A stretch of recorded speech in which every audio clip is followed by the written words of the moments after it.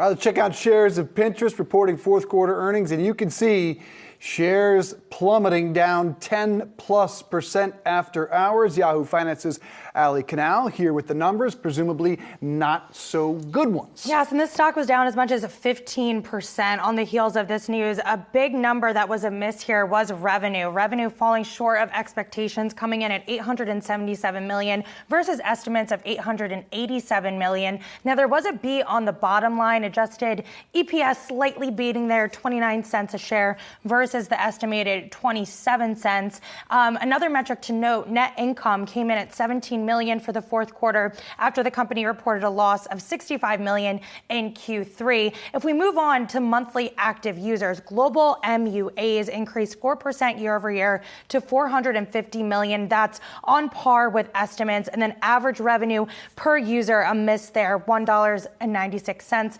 versus the expected $1.98. Now, some headlines that are also crossing in this report. We have CFO Todd Morgenfield leaving the company. This comes amid a pretty big executive exodus that we've been seeing from a lot of these tech companies in recent weeks. Netflix is the number one that comes to mind, with co-CEO Reed Hastings stepping down. The company also announced a stock buyback program up to $500 million. But again, shares just reacting pretty poorly, down, as you said, 10%. And Ali, just focusing on that key metric of ad revenue, basically those ad metrics that so many companies have been stumbling so far.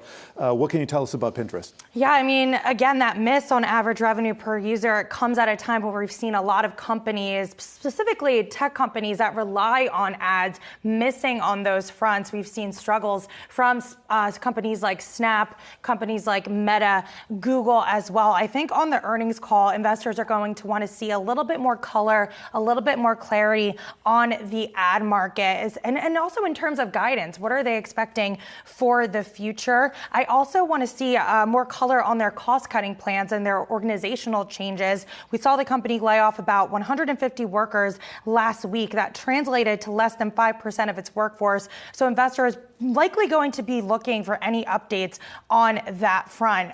So that's sort of what we're seeing right now. I'm just pulling up this press release here for guidance. They said, quote, "Our current expectation is that Q1 2023 revenue will grow low single digits on a year-over-year percentage basis, which takes into account slightly lower foreign exchange headwinds than Q4 2022. We expect our Q1 2023 non-GAAP operating expenses to decline to low double-digit percent quarter over quarter." So I think guidance is going to be a major focus on the call, along with the outlook for ads overall. Lisa, U.S. dollar not taking as much of a toll in the fourth quarter. Thank you for that, Ali Canal.